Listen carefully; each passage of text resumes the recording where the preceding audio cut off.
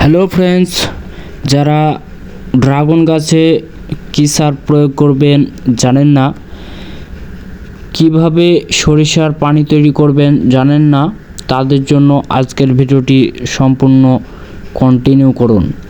প্রথমত আপনার ড্রাগন গাছের তলায় মাটিতে যদি কোনো আগাছা জাতীয় গাছ থাকে সেগুলো অবশ্যই আপনি ছেঁটে দিবেন, অর্থাৎ ড্রাগন গাছের তলায় কোনো প্রকার আগাছা জাতীয় জিনিস রাখবেন না। এখন প্রশ্ন হচ্ছে আপনারা কি সার প্রয়োগ করবেন। আমি বিশেষ করে জৈব সারের উপর নির্ভরশীল। আমার গাছের গোড়ায় আমি কেঁচো সার তৈরি করি, এটার ভিডিও আগে দেওয়া আছে। এখানে দেখতে পাচ্ছেন আমি গোবর দিয়ে রেখেছি উপরে এবং কেঁচো দেওয়া আছে মাটিতে। কেঁচো থেকে অলরেডি তারা কেঁচো খেয়ে খেয়ে আমার জৈব সার, যেটা কেঁচো সার তৈরি করা হয়, ওই সারটা তারা প্রাকৃতিকভাবে এখানে কেঁচো থেকে প্রাকৃতিকভাবে তৈরি করে নেয়। এখন প্রশ্ন হচ্ছে আপনারা পানি কিভাবে দিবেন। এখানে দেখতে পাচ্ছেন যে আমি বেশ কিছুদিন আগে 10 থেকে 15 দিন আগে কিছু পরিমাণে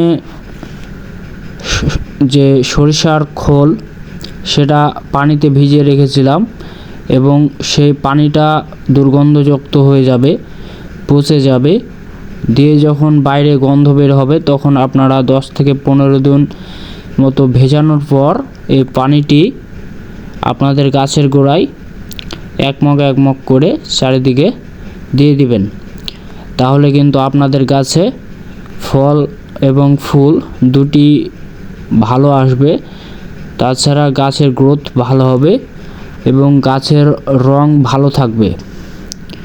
অনেকেরই গাছে লাল ধরন হয়ে যায়, তো তাদের জন্য এটি খুবই উপকারী একটি দরকারি টিপস আর কি, পানি ব্যবহার করা সরিষার খোলের যে পানিটা আর কি।